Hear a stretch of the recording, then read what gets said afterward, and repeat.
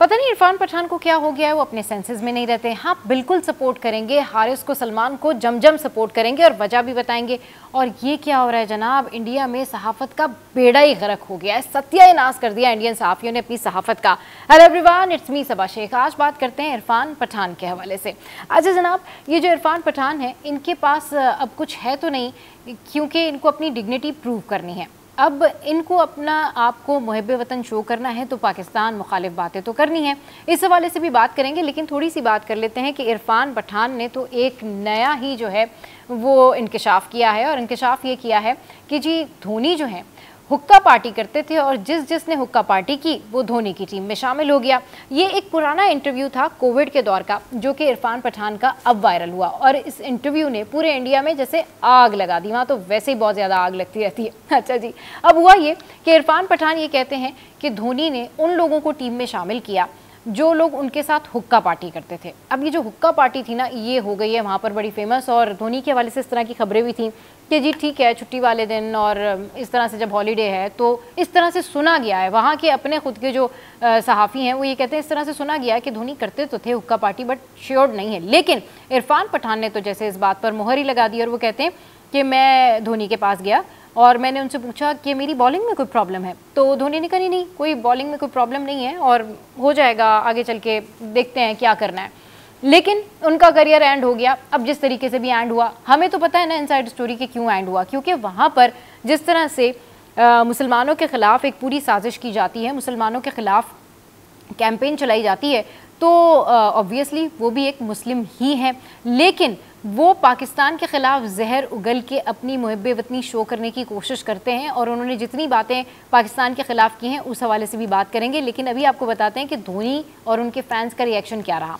तो कोई ख़ास रिएक्शन तो धोनी का इस तरह से सामने नहीं आया। हाल अलबत्ता उनके फ़ैन्स जो हैं उन्होंने इस हवाले से इरफान पठान को कर दिया ट्रोल कि इसका मतलब तो ये हुआ कि अगर धोनी हुक्का पार्टी करते थे तो हुक्का पार्टी करने वालों में जो है वो रोहित शर्मा और कोहली भी शामिल हैं, क्योंकि वो भी उस दौर में हुआ करते थे। 2012 में इरफान पठान का जो करियर है वो एंड हो गया। और जिस तरीके से ये ट्रोल हुए हैं, बुरी तरीके से ट्रोल हुए हैं, तो वहाँ अपने इनके जो फैंस हैं वो ये कह रहे हैं, जो कुछ सीनियर सहाफ़ी हैं वो भी ये बात कर रहे हैं कि इन्होंने इतनी मुश्किलों से तो एतमाद हासिल किया था इंडिया के लोगों का, और अब इस तरह की बात करके इन्होंने सारे किए कराए पे जो है वो पानी फेर दिया, खुद पानी फेर दिया। अच्छा जी, अब जब लोग इस तरह की बातें करते हैं और फैंस के हवाले से इस तरह की बात सामने आती है, तो इरफान पठान को एटलीस्ट ये सोचना चाहिए था कि चलिए जी ये जो है वो कोई और क्रिकेटर नहीं है, ये धोनी है और धोनी के वहाँ पर बहुत सारे मद्दा हैं, फैंस हैं और धोनी की बड़ी कामयाबियाँ हैं जो कि उन्होंने हासिल की हैं।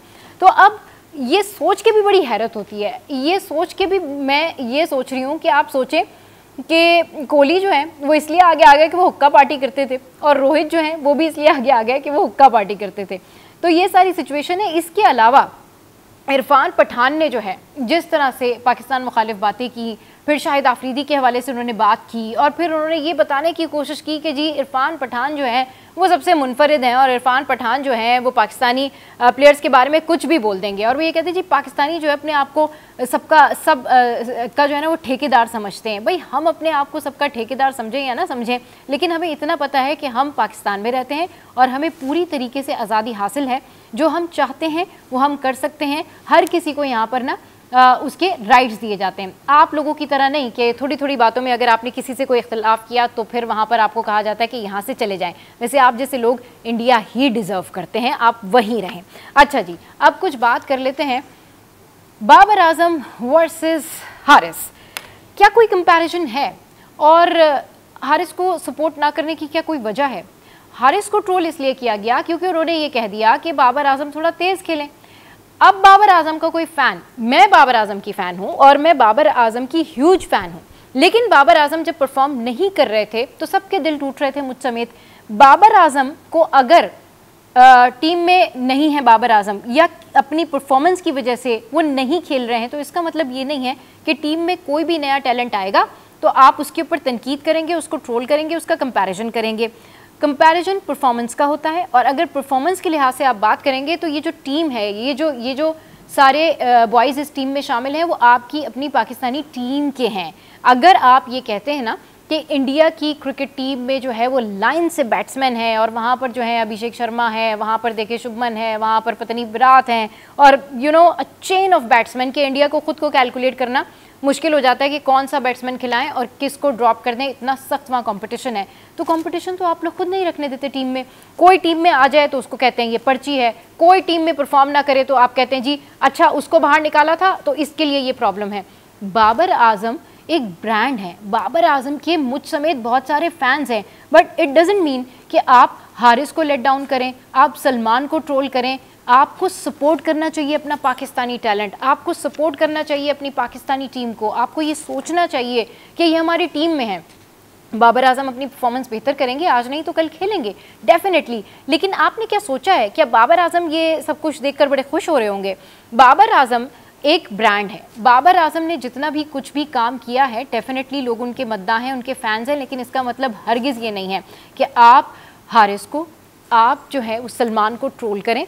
हाँ, अब जिस तरीके से इंडिया में ये ट्रोलिंग जारी है, अब जो मैच हुआ था अभी हमारा रिसेंट जिसमें हारिस रऊफ जो हैं उन्होंने लास्ट में जो छक्के मारे थे, तो लोग यही बात कर रहे थे कि अब पूरी टीम इस तरह से नहीं खेल सकती थी। बिल्कुल, आप परफॉर्मेंस पे बात करें, आप मिडिल ऑर्डर के शेक होने पे बात करें, आप इस बारे में बात करें कि नूर ने धड़ाधड़ हमारी विकेटें गिरा दी।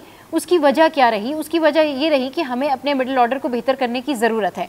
अगर पूरी टीम यहाँ से आउट होकर जा रही होती और उस टीम में बाबर आजम अकेले होते तो क्या मैच जीत जाते? ऑब्वियसली नहीं जीतते, बस एक इम्पैक्ट होता है, बड़े प्लेयर का अपना एक इम्पैक्ट होता है। लेकिन अगर बड़ा प्लेयर ही किसी मैच में इम्पैक्टफुल ना रहे तो क्या करेंगे आप उसको ये नहीं कहेंगे कि आप प्लीज़ अपनी परफॉर्मेंस पर ध्यान दें।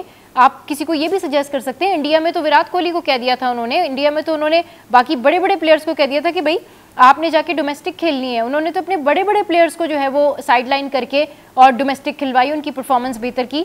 सो पाकिस्तान में हमारे यहाँ पर पता नहीं क्या प्रॉब्लम है। मैं भी तो बाबर आजम की फ़ैन हूँ, मैं भी तो मोहम्मद रिजवान की फ़ैन हूँ, लेकिन अगर वो परफॉर्म नहीं कर रहे हैं सो फॉर गॉड सेक उनको टाइम दें। और उसके अलावा जो टीम में लोग हैं उनको उनके बारे में बात करें, उनकी परफॉर्मेंस, उनके लेग्स, उनके प्रॉब्लम्स के बारे में बात करें कि यहाँ उनको परफॉर्म करना चाहिए था, यहाँ पर उन्होंने यॉर्कर फेस नहीं की, उनसे स्पिन नहीं खेला गया, ऐसे करना चाहिए था, या स्ट्रेटजी और प्लानिंग ऐसे रखनी चाहिए थी। बट यहाँ पर सीधा सीधा कंपैरिजन, अगर कोई पाकिस्तान मैच हार जाता है तो अभी सीधी सीधी ट्रोलिंग हो रही है कि जी बाबर आजम की परफॉर्मेंस ये है, स्टैट्स ये हैं, हारिस का परफॉर्मेंस ये है, स्टैट्स ये हैं, सलमान का परफॉर्मेंस ये है, स्टैट्स ये हैं। So for God sake support your own talent.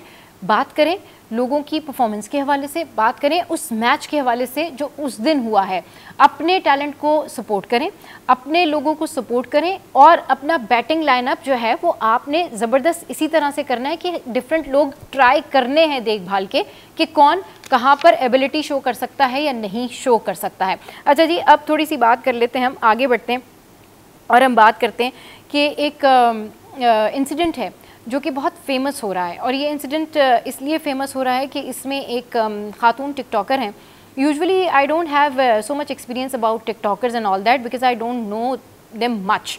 तो लेकिन जब खबरें सामने आती हैं और टिकटॉकर्स के हवाले से इस तरह से कुछ वायरल वीडियोस सामने आती हैं कि लोग उनको ट्रोल भी कर रहे होते हैं, उनके बारे में बात भी कर रहे होते हैं, तो सबसे पहले ये एक खातून है समिया, जिनके हवाले से मैं बात करना चाहूँगी। इनके साथ जो भी इंसिडेंट हुआ, जो भी लड़के ने इनको धमकी दी, अपार्ट फ्रॉम दैट उन्होंने उसकी कंप्लेन की एंड ऑल दैट, उनका जो भी मामला था वो अब कंप्लेन हो गई, उस लड़के को पकड़ लिया गया एंड ऑल दैट। बट इस केस में मैं यही कहना चाहूँगी कि अगर आपको कोई थ्रेट करता है, अगर आपको कोई ब्लैकमेल करता है, आप कंप्लेन करें, आपका राइट है, मगर ज़रूर आप ये देख भी लें कि कहीं आप किसी को यूज़ तो नहीं कर रहे हैं। जब आप बहुत ज़्यादा एक्स्ट्रा ऑर्डनरी दोस्तियाँ बढ़ा लेते हैं, जब आप एक्स्ट्रा ऑर्डनरी किसी से एडवांटेजेस लेते हैं तो ये प्रॉब्लम सामने आती है। कोशिश करें कि अगर आपका किसी से भी रिलेशनशिप है, किसी से भी रिलेशनशिप है, दोस्ती है, आप उससे मंगनी करना चाहते हैं, शादी करना चाहते हैं, पसंद करते हैं या साथ घूम फिर रहे हैं, सो फॉर गॉड सेक पहली चीज़ जो आपने ध्यान में रखनी है ना, वो आपने ये चीज़ ध्यान में रखनी है कि आपने किसी से कभी भी कोई महंगा गिफ्ट नहीं लेना अनटिल एंड अनलेस आपका जो है वो ऑफिशियली कोई रिलेशनशिप नहीं बन जाता, आपका निकाह नहीं हो जाता या आपकी रुखसती नहीं हो जाती, तो आपने किसी से महंगा गिफ्ट नहीं लेना, आपने किसी से कभी कोई पैसे नहीं लेने, आपने बल्कि कोशिश ये करनी है कि किसी के ऊपर आप खुद अगर घूम रहे हैं उसके साथ तो अपने पैसे खुद पे कर दें। और इसका मतलब ये हरगिज़ नहीं है कि उससे आपका रिलेशनशिप जो है वो कम हो जाएगा, क्योंकि रिश्तों में ना इस तरह का प्रॉब्लम होता है और बाद में जो इस तरह की दोस्तियाँ होती हैं उसके बुरे इम्पैक्ट सामने आते हैं। अगर आप किसी के साथ हैं और सीरियस नहीं है तो आप उसको पहले क्लियर कर दें। ऑब्वियसली सोचने वाली बात है ना कि अगर आपको कोई महंगा फ़ोन दे रहा है तो आपको पता होगा कि वो आपको दोस्ती में दे रहा है या वो आपको पसंद करता है या इन फ्यूचर वो आपसे शादी करना चाहता है इसलिए दे रहा है। तो इस हवाले से आपने जो है ध्यान रखना है और इस हवाले से आपने इन तमाम चीज़ों को गौर करना है कि जब भी आप किसी से दोस्ती करें तो कोशिश करें कि ख़ानदानी लोग हों, कोशिश करें कि आप अपनी लिमिट्स में दोस्ती करें। और अगर आप सीरियस भी हैं, अगर वो आपका मंगेतर भी है, तब भी आपने उससे महंगे गिफ्ट्स नहीं लेने, पैसे नहीं लेने, किसी ऐसी चीज़ का तकाजा नहीं करना जो बाद में आपके लिए प्रॉब्लम क्रिएट करे। आप अपने रिलेशनशिप को तो जस्टिफाई कर सकते हैं, लेकिन जो चीज़ें आपने ली हैं उसको आप कैसे जस्टिफाई करेंगे, वो मोमेंट को आप कैसे जस्टिफाई करेंगे कि नहीं I was too much sincere और मुझे तो लगा था बस he is end of the world और यही सब कुछ है। ऐसा नहीं होता। तो आप जो है जिस तरह का भी अपनी ज़िंदगी में रहना चाहें रहें, लेकिन कम से कम अपनी लिमिट्स का ख्याल रखें। कम से कम आप ये जो पैसों वाले मामलात होते हैं, जो फाइनेंस वाले मामलात होते हैं, इससे ना किसी से भी दूर रहें। आपके साथ कोई अरबपति हो, आपके साथ कोई करोड़पति हो, आपके साथ कोई गरीब हो, आपके साथ कोई अमीर हो, आपने किसी से भी महंगे गिफ्ट्स नहीं लेने। लेकिन अगर आप दोस्ती रखना चाहते हैं लिमिट के अंदर तो वो आप डेफिनेटली दोस्ती रख सकते हैं। अच्छा जी, अब कुछ बात कर लेते हैं कि सोशल मीडिया पर कौन सा कंटेंट जो है वो हिट होता है। ये राज जो है ये बताया है इरफान जुनेजो ने, जो कि एक बड़े ज़बरदस्त यूट्यूबर हैं। और एक निजी टीवी चैनल पर जब उनसे इंटरव्यू लिया गया और उनसे पूछा गया कि इरफान आप जितना भी व्लॉगिंग करते हैं अब आप नहीं कर रहे और सबको आपने व्लॉगिंग पे लगा के छोड़ दिया। तो उन्होंने बहुत ज़बरदस्त बात की। उन्होंने ये कहा कि मैं अपनी मतलब लाइफ के हवाले से हर रोज़ जब कुछ बता रहा था तो मुझे ऐसा लगता था कि मैं खुश हूँ मतलब या गमगीन हूँ, तो मुझे हर हाल में ये मजबूरी बना लेनी है कि जी मैंने व्लॉगिंग करनी है। तो मैंने सोचा कि मैं कुछ डिफरेंट कंटेंट करूं। और एक मूवी का एक सीन था, वो भी उन्होंने बताया कि उन्होंने मूवी देखी थी तो वो उससे इम्प्रेस हुए, तो उन्हें लगा कि नहीं उनको इस तरह की व्लॉगिंग नहीं करनी चाहिए। अपार्ट फ्रॉम दैट उन्होंने ये भी कहा कि आप जो भी कंटेंट डालें कुछ नहीं पता होता कि कौन सा कंटेंट जो है वो वायरल होगा। तो जिन लोगों ने अब तक यूट्यूब करना शुरू नहीं किया, जो लोग अब तक वीडियोस नहीं बनाते या जो लोग अब तक जो है वो सोशल मीडिया से दूर हैं, वो ज़रूर वीडियो बनाएं। कल को उनको रेग्रेट नहीं होगा, क्योंकि obviously it's a very beneficial thing for your finance also. So उन्होंने ये मशवरा दिया है कि ऐसा कोई कंटेंट नहीं है जिसका कोई फार्मूला हो कि वो हिट हो। हाँ, अच्छा कंटेंट, अच्छी बात, और अगर आप खुद पढ़े लिखे हैं तो डेफिनेटली आप उसी तरह से इंटेलेक्चुअल बात भी करेंगे और उसी तरह का कंटेंट भी बनाएंगे। तंज़ो में भी आप कर सकते हैं, लेकिन आपने ये कोई जज नहीं कर सकता। जो लोग आपको मशवरे देते हैं ना कि जी ऐसा कंटेंट बनाएं या फिर आप वैसा कंटेंट बनाएं तो कोई आपको जज नहीं कर सकता। अच्छा जी, ये तमाम तर जो टॉपिक्स थे वो आज मैंने आपके साथ में शेयर किए। इसके अलावा एक और बात करना चाहूँगी कि मैं इंडियन सहाफ़ी हजरात का जो माइंडसेट है उसके ऊपर हैरान हो गई हूँ। मतलब इट्स अनबिलीवेबल कि ये इरफान पठान का एक इंटरव्यू था। इरफान पठान के एक इंटरव्यू में ही जो सहाफ़ी वहाँ पर बैठा हुआ था उसको इतनी भी नॉलेज नहीं थी कि जब वो पाकिस्तान मुखालिफ बात कर रहे थे तो उन्होंने कहा कि जी जो आकिब जावेद थे उन्होंने जो हैट्रिक की थी उस वक्त वो जो आउट दिए गए थे उस वक्त अंपायर जो है वो पाकिस्तानी था। For God's sake, are you in your senses? आप कम से कम फैक्ट्स तो चेक कर सकते हैं। मतलब आप लोग कुछ भी बोल देते हैं सिर्फ पाकिस्तान मुखालिफ बात करने के लिए, नफ़रत फैलाने के लिए। वो जो एम्पायर थे उस टाइम पर आप जाके उसके फैक्ट्स भी चेक कर लें, वो श्रीलंकन थे, वो पाकिस्तानी नहीं थे। तो बड़ी हैरत की बात यह है कि कैसे बैठ के ये लोग कुछ भी झूठ बोल देते हैं सिर्फ इसलिए कि इनको जो है वो टीआरपी मिल जाए, सिर्फ इसलिए कि इनके लोगों को जो है ना वो ऑल इज़ वेल। वैसे ऑल इज़ वेल जो है ना वो मुझे लगता है कि आमिर खान का ऑल इज़ वेल अब इनके बड़ा काम आता है, क्योंकि जब से पाक इंडिया जंग हुई है और 6-0 वाला मामला हुआ है तो उसके बाद से जो है ये लोग ऑल इज़ वेल ही करते हैं और मेरे ख्याल में इनके पास कुछ और है नहीं ऐसा करने को। तो जी बहुत सारी और ख़बरें हैं जो मैं आपके साथ में शेयर करूंगी, लेकिन आज के व्लॉग से फ़िलहाल इतना ही। अपना फ़ीडबैक देना मत भूलिएगा और ज़रूर बताइएगा कि आज का व्लॉग आपको कैसा लगा।